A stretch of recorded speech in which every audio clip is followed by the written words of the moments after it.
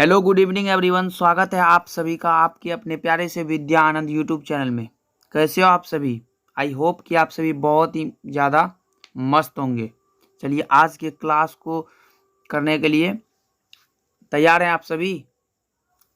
आज का क्लास है 12th हिंदी 100 मार्क्स वाला दिगंत भाग 2 में जो बुक है उसमें दिगंत भाग 2 का 50 मोस्ट इम्पोर्टेंट ऑब्जेक्टिव मतलब सभी चैप्टर से होंगे और कुछ व्याकरण के क्वेश्चंस होंगे जो कि 50 ऑब्जेक्टिव क्वेश्चन हमने आपके लिए गैस किया है जो कि बहुत ही ज़्यादा इम्पोर्टेंट है और साथ ही उसके साथ मैं उसका आंसर भी बताते जाऊंगा। तो आज के इस क्लास को ज़रा सा भी स्किप मत करना, बस शुरू से लेकर हेडफोन है लगा लो कान में और शुरू से लेकर अंत तक देख लेना।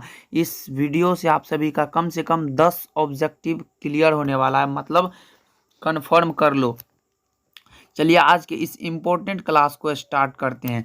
चैनल पे पहली बार आए हो तो लाल बटन को दबा के सब्सक्राइब जरूर करना। चलिए आगे चलते हैं क्वेश्चंस की ओर।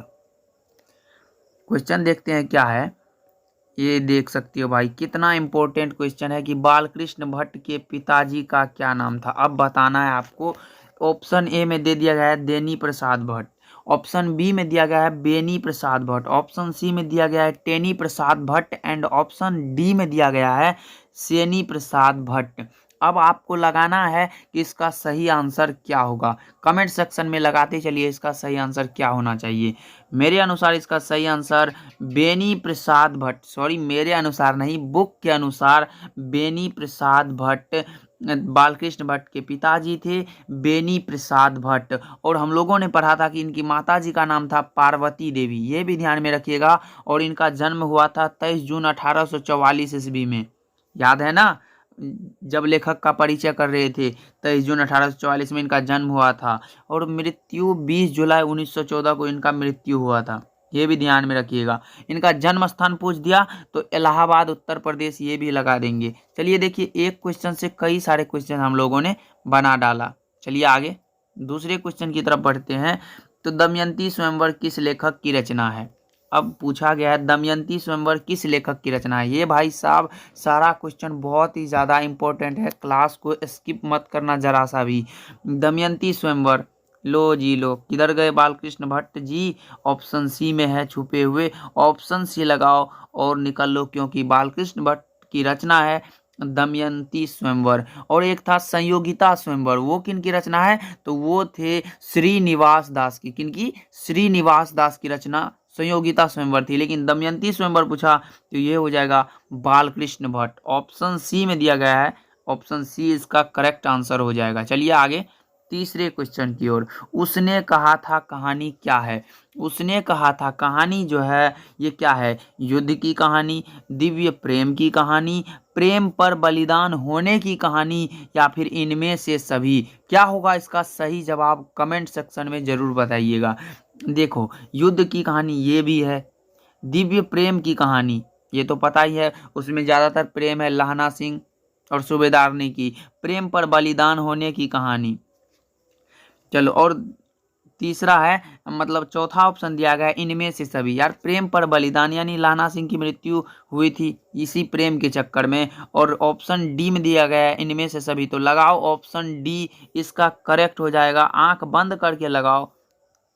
अरे भाई अब आंख बंद करके मत लगाने लगना, ऑप्शन डी करेक्ट हो जाएगा इस क्वेश्चन का सही जवाब। ओके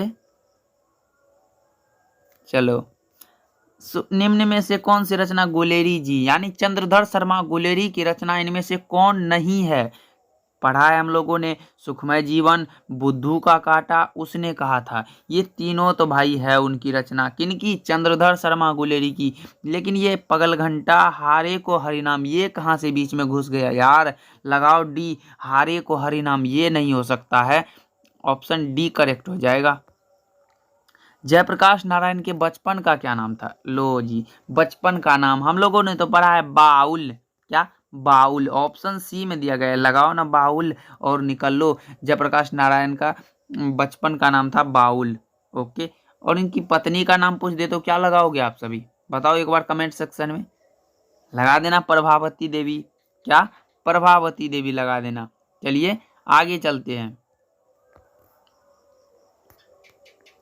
अगला क्वेश्चन क्या कह रहा है, एक बार देख लेते हैं, छोटा छोटा कर देते हैं थोड़ा। हाँ जी, अगला क्वेश्चन क्या कह रहा है, जयप्रकाश नारायण छात्र आंदोलन का नेतृत्व कब किया था? लो जी 1974 लगाओ। 1974 में जयप्रकाश नारायण जी ने छात्र आंदोलन का नेतृत्व किया था। ऑप्शन ए करेक्ट हो जाएगा इस क्वेश्चन का सही जवाब। ऑप्शन ए लगाओ और निकलो आगे।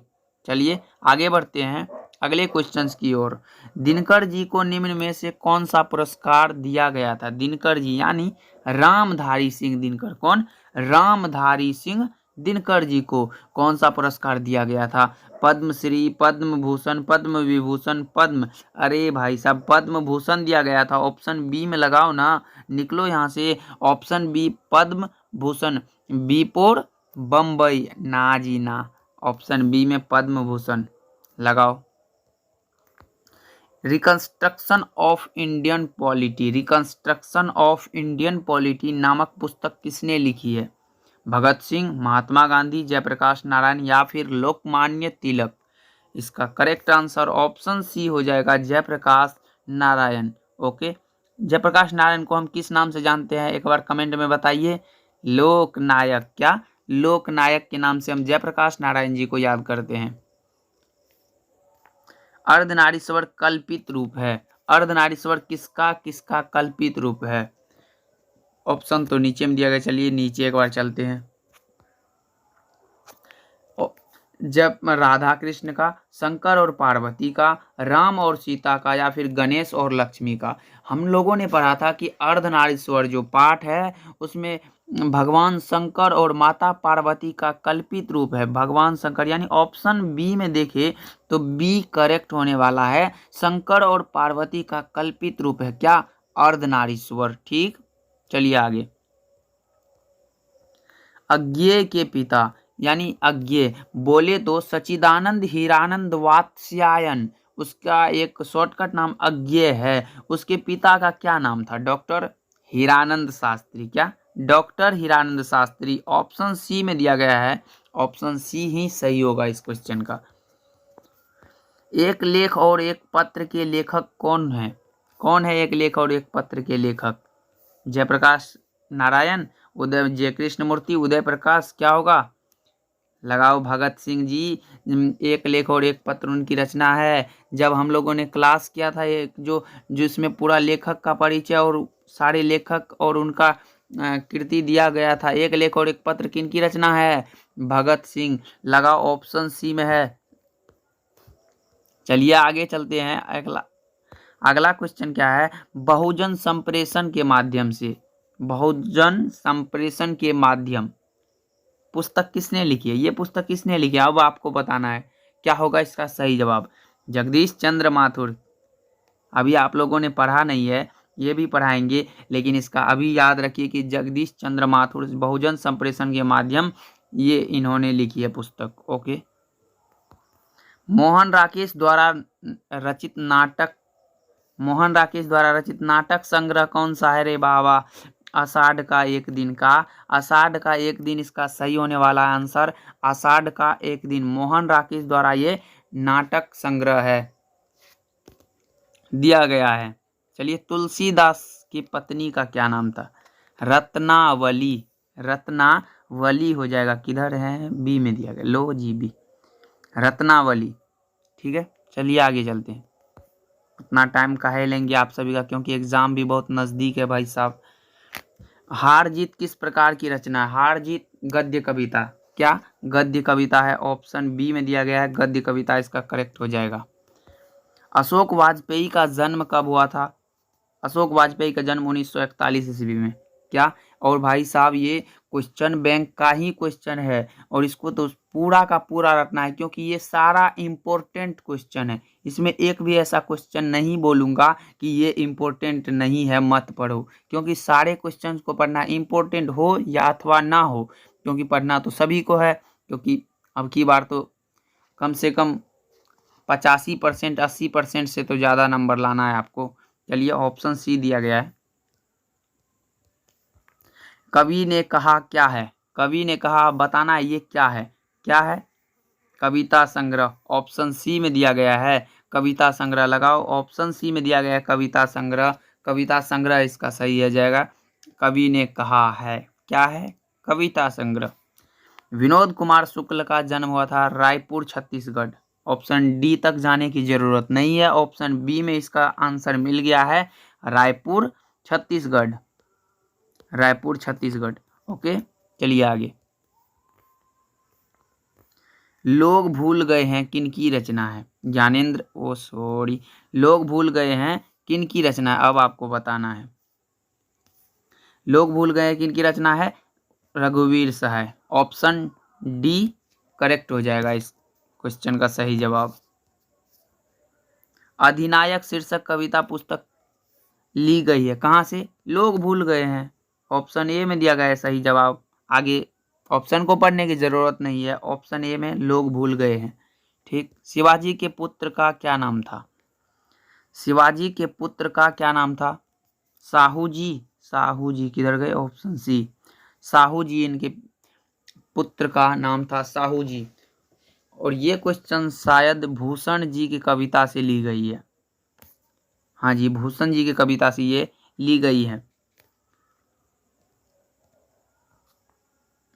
अगला क्वेश्चन है, जयशंकर प्रसाद की नाटक की कृति कौन सी है? ध्रुव स्वामिनी। ध्रुव की स्वामिनी, ऑप्शन ए। चलिए आगे। सुकून की तलाश किसकी रचना है? सुकून की तलाश किसकी? इकबाल की, शमशेर बहादुर सिंह की, गालिब की, या फिर ज्ञानेंद्रपति की? शमशेर बहादुर सिंह की। सुकून की तलाश शमशेर बहादुर सिंह की। ये तो 10th में भी दिया गया है और 12th में भी ये चैप्टर है। चलिए आगे। हार जीत शीर्षक कविता में मशक वाला सड़क सींच रहा है, किधर गया? सड़क सींच रहा है। ऑप्शन ए में दिया गया है, सड़क सींच रहा है। वीडियो छोटा है बस भाई साहब, शुरू से लेकर अंत तक जरूर देखना। चलिए। सुभद्रा कुमारी चौहान के पिता का क्या नाम था? सुभद्रा कुमारी चौहान के पिता का नाम था ठाकुर रामनाथ सिंह। क्या? ठाकुर रामनाथ सिंह। ओके, चलिए आगे। जीवन भर के लिए एक शब्द, अब लो व्याकरण का सवाल है ये। जीवन भर, पूरा जीवन, आजीवन, क्या? आजीवन हो जाएगा इसका सही जवाब। आजीवन हो जाएगा, जीवन भर आजीवन। ध्यान में रखना है इसको। जब जिससे किसी बात के ना होने का बोध हो, निषेध हो जाएगा ना, निषेधवाचक वाक्य। अगर आप बोलो तो व्याकरण का भी क्लास एक दिन लेके आऊंगा। कमेंट करके जरूर बताना कौन सा क्लास चाहिए, कब चाहिए, सारा का सारा मिल जाएगा आप सभी को। आगामी शब्द का विलोम क्या होगा? आगामी का होता है भाई साहब आगत। क्या? आगत। देखते हैं आगे ऑप्शन में होगा, लेकिन इसका सही आंसर आगत होगा। चलिए देखते हैं। आगत दिया गया, लो जी, ए ऑप्शन ए में दिया गया है आगत। आगत लगा दो, निकलो आगे। इसके बाद है समवत का संधि विच्छेद क्या होगा? समवत का संधि विच्छेद सम जोड़ वत। ऑप्शन ए करेक्ट हो जाएगा, सम जोड़ वत। सम जोड़ वत, समवत, ये सही हो जाएगा। ऑप्शन आदर शब्द का विशेषण क्या हो जाएगा? आदर का आदरणीय। क्या? आदरणीय हो जाएगा, इसका सी करेक्ट हो जाएगा। उसके बाद प्रतिदिन शब्द में कौन सा समास है? प्रतिदिन के लिए पूछा गया है, प्रतिदिन में हो जाएगा, देखो ये समास के, ये प्रतिदिन यानी अव्ययी भाव के लिए यथा से शुरू हो, प्रति से शुरू हो, बे से शुरू हो, या फिर भर से शुरू हो, जिससे भी हो वो अव्ययी भाव समास। जैसे यथा प्रतिदिन हो गया, प्रति से शुरू हुआ, यथाशक्ति हो गया, ये भी अव्ययी भाव समास होगा। बे से, जैसे बेरहम, बेरहम में अव्ययी भाव समास हो जाएगा। भर से भरपेट में भी अव्ययी भाव समास होगा। देखो ये 4 एग्जाम्पल दिए, चारों याद रखना, बहुत काम आएगा आप सभी के। एक बार इसको कॉपी के कोने में लिख लेना, यथा, प्रति, बे, भर। अगर ये चारों से कोई भी शुरू हो और पूछ दे समास, तो वो क्या होगा? अव्ययी भाव समास हो जाएगा। ऑप्शन सी में दिया गया है। चलिए आगे। समाज शब्द के लिए लिंग निर्णय करें, कौन सा लिंग होगा? पुल्लिंग। समाज है ना, पुल्लिंग हो जाएगा। ऑप्शन बी करेक्ट हो जाएगा इसका सही जवाब। सब धन 22 पसेरी मुहावरे का क्या अर्थ है? अच्छा और बुरा सबको एक समझना। सब धन 22 पसेरी, ये तो गांव सब में भी ये भाषा यूज करते हैं। सब धन 22 पसेरी कर दिया। चलो आगे। कपड़ा शब्द का पर्यायवाची क्या होगा? कपड़ा शब्द का पर्यायवाची क्या होने वाला है बताना है आपको। वसन, वसन, वसन, वसन। ऑप्शन ए में दिया गया है वसन हो जाएगा, वसन हो जाएगा कपड़ा शब्द का पर्यायवाची। चलिए,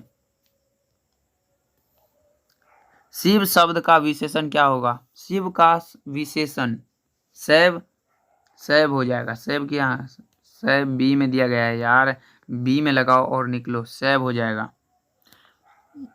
जैसे आदर का पूछेगा आदरणीय हो गया, शिव का पूछा शैव हो जाएगा।